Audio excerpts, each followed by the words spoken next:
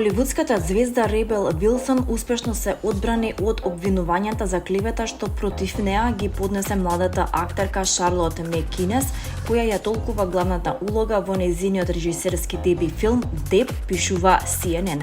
Австралискиот суд во средата ја отфрли тужбата на Мекинес, која ја обвини Вилсон дека шири лаги за неа пред милионската публика на Инстаграм. Актерката тврдеше дека објавите на Вилсон ја направиле мета на навреди и го загрозиле нејзиниот кариерен напредок, но судиката Елизабет Рейпер го отфрли тоа барање и наложи Мекинес да ги плати сите судски трошоци. Во спорните објави Вилсон сугерираше дека Мекинес поднела пријава за сексуално вознемирување против продуцентите на филмот со цел да си ја унапреди кариерата, што младата актерка одлучно го демантираше. Случајот е само дел од серијата правни битки и меѓусебни обвинувања за клевета, корупција и кампањи за црнење кои го следат снимањето на австралискиот мюзикал.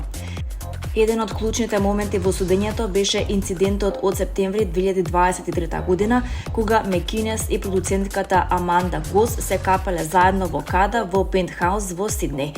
Двете истакна дека биле во костими за капење и влегле во кадата за да се стоплат по пливањето во студеното море, нагласувајќи дека ситуацијата немала никаква сексуална конотација.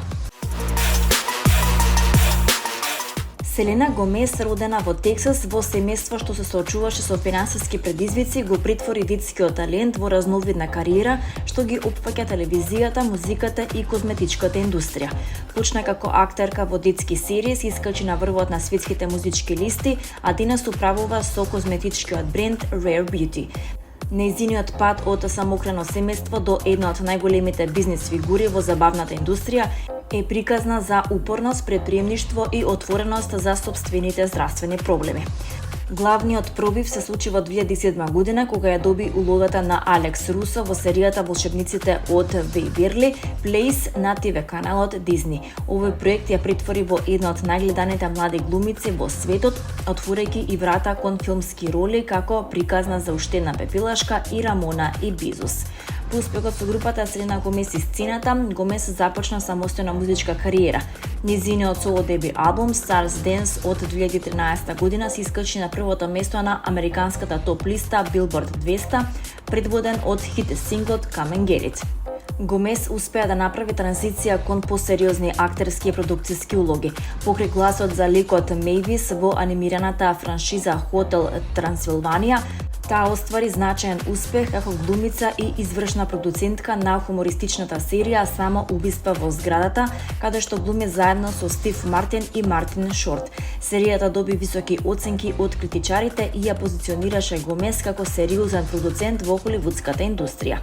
Гомес отворено зборуваше за незините дијагнози на анксиозност, депресија и биполарно расстройство. Нејзиниот документарен филм My Mind and Me во 2022 година детално ги прикажува овие лични предизвици со цел да се намали стигмата околу менталните заболувања. Во 2020 година Гомес го лансираше козметичкиот бренд Rare Beauty. За разлика од традиционалните козметички линии, овој бренд става фокус на прифаќање на природниот изглед и поддршка на менталното здравје. Дел од приходите се издвојуваат за фондот Rare Impact Fund, кој финансира програми за психолошка поддршка на младите.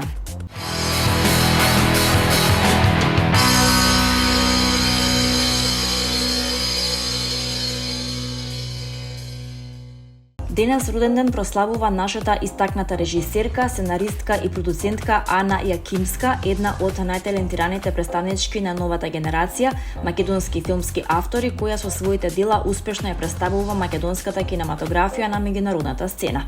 Ана Јакимска е родена на 23 јули 1988 година.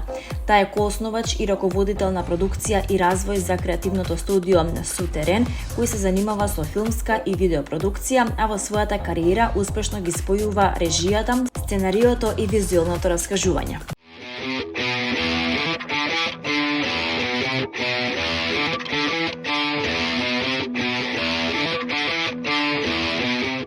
Синокешниот концерт на гудачкиот квартет при Државниот камерен оркестар Жилина од Словачката република уште еднаш ја потврди оправданоста на годинешното мото на фестивалот Охридско лето, дека уметноста трансформира, уметноста е љубов.